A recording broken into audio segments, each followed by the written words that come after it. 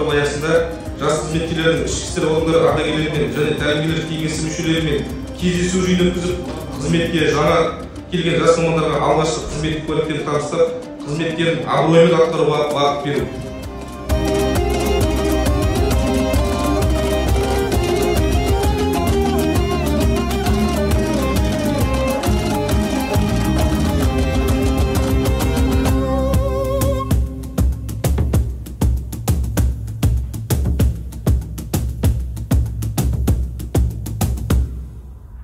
Тірі болсам, қазаққа қызмет етпей қоймаймын.